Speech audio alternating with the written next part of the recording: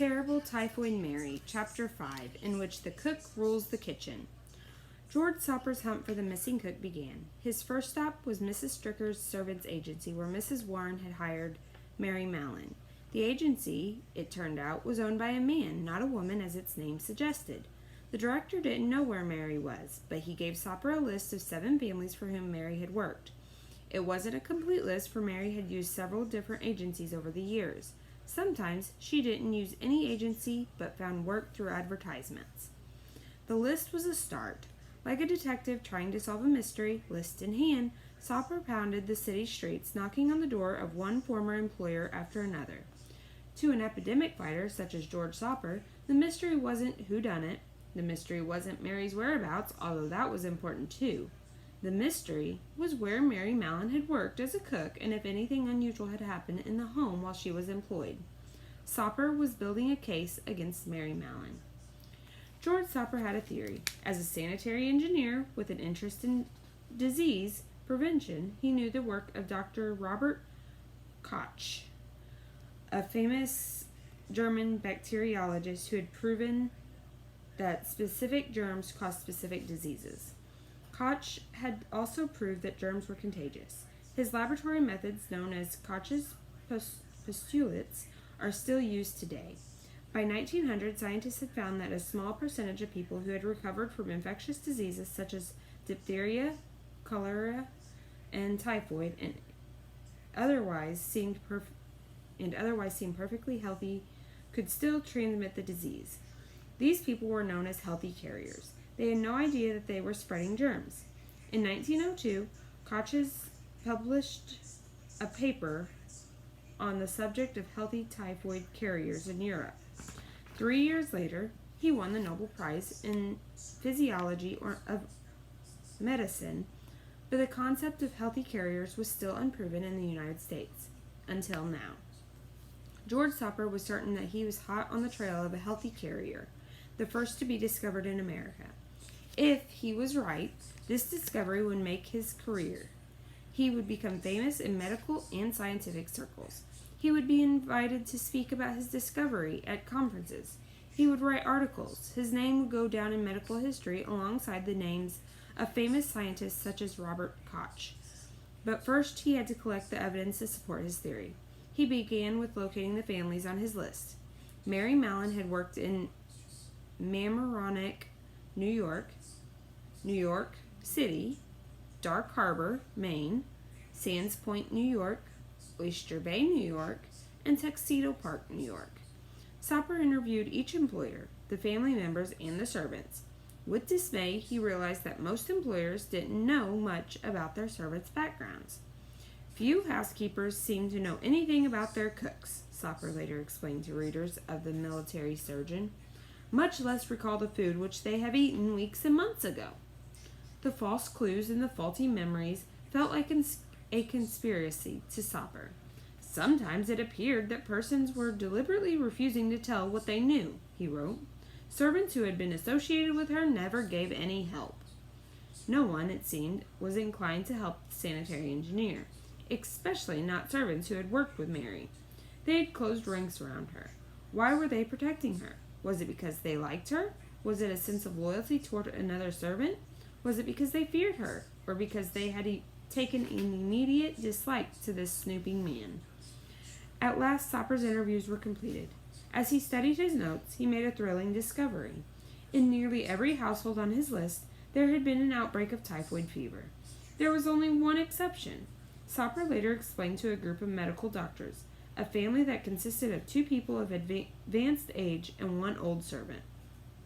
Otherwise, Soper noted, the disease did not discriminate between classes.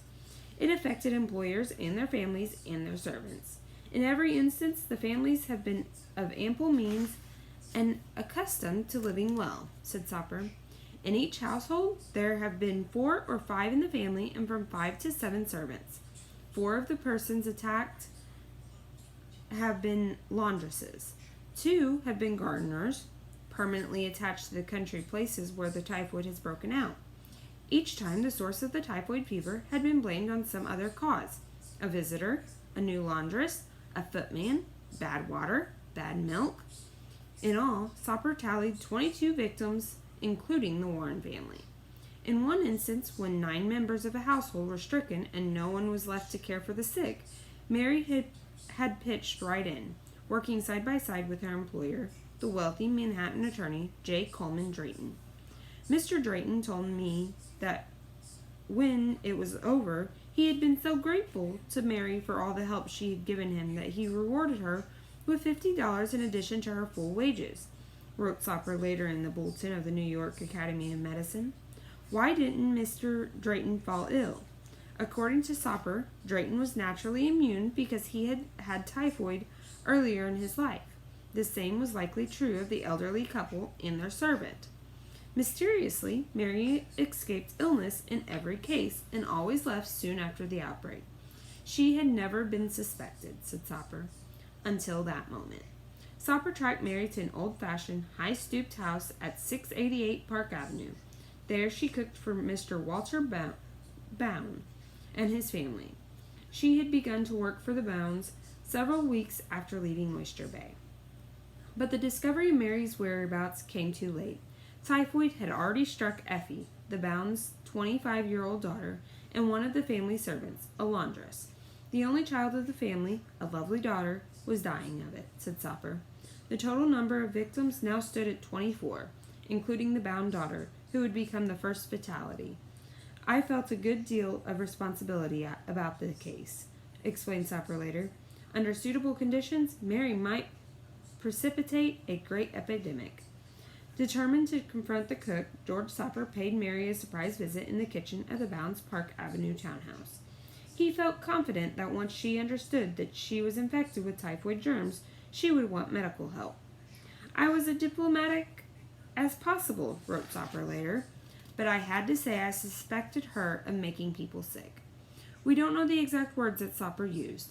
He may have been too blunt, for later he admitted to the readers of the Bulletin of the New York Academy of Medicine that he had bungled the interview. He had made Mary defensive and indignant. I had made a bad start, he wrote. We don't know if Mary knew the term germ theory, or if she'd ever heard of Koch's postulates and the notion of a healthy carrier. We don't know if she understood that microbes invisible to the naked eye cause disease. Soper's words may have sounded preposterous to her. How could a healthy person make someone sick? Soper's accusation must have struck at the very core of her sense of self-worth. Mary took great pride in her work. She kept a clean kitchen. She, herself, was clean. Mary's reaction surprised Soper. Instead of sharing his concern, she grew angry. She told him that she had never had typhoid. She had never been sick, but had nursed those around her who were sick, helping them through the terrible disease. George Soper pressed on.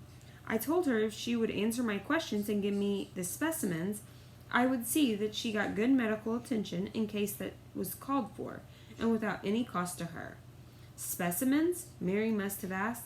What sort of specimens? And then Soper told her that he wanted specimens of her urine, feces, and blood. No doubt this felt like a highly unusual, very personal, very humiliating request. Soper forgot the old adage that cooks rule the kitchen. He didn't notice the anger that flashed across Mary's face. He certainly didn't notice the carving fork lying on the table. But Mary did. She swore at Soper, grabbed the carving fork, and lunged.